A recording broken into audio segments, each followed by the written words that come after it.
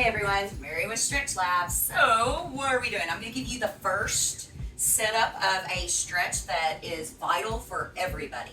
So I did that workshop yesterday, and what I saw a lot in the workshop was a lot of head forward position. So when we talk about head forward position, when the head comes forward, notice it starts to take the curve out of my cervical spine, also my low back. It also has to do with my shoulders. My shoulder heads, this back collarbone is lifting up and rolling forward, and then I can't even get my head back. So one of the important things that I'd like to see everybody do, super simple, is reset the curvatures in your spine.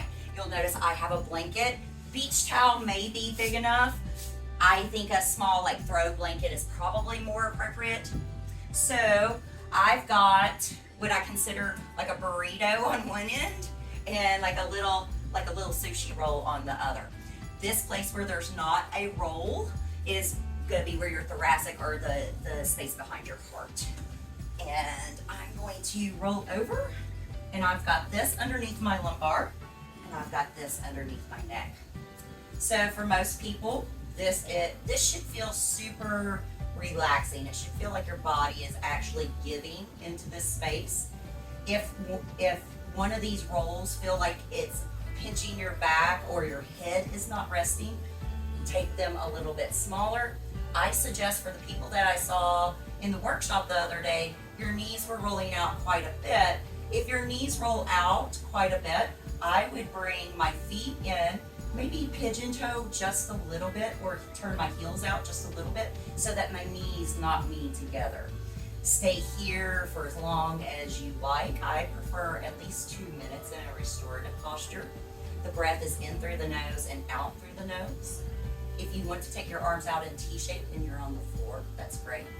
If you feel like you'd like some more stretch, bring the soles of the feet together. That's awesome. All right, so that's the first thing for our back. The next thing is I'm going to have you, because I saw a lot of shoulders rolling forward, which goes along with the head forward position. At this point now, I am going to make a big, fluffy, chunky, like this is a Moe's burrito, you know, like we have Moe's here in Florida. In Georgia they did, so a big fat burrito, right? The goal of this is I want my butt down on the floor or on the massage table, and my head coming off the other side. So this is going straight up and down my spine.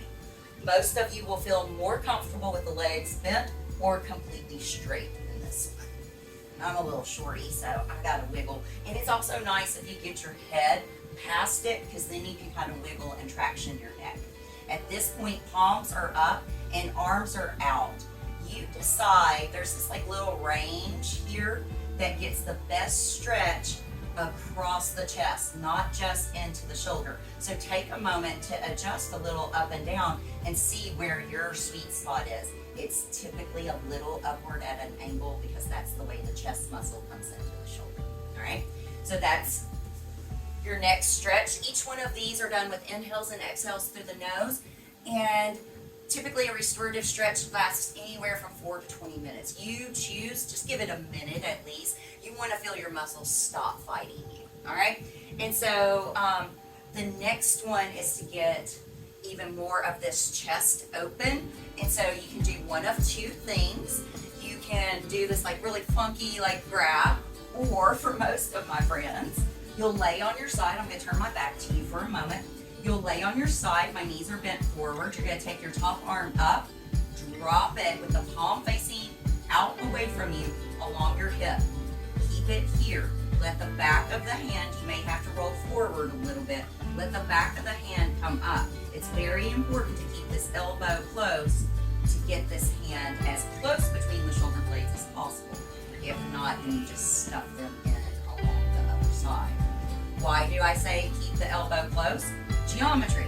If my elbow is not close, this is where my hand's gonna go. It's just a fact of length and angles, right? And so once my hand is wherever it wants to be, at that moment I can lay my head down and maybe even roll a little backwards, just a little shift back with that top shoulder.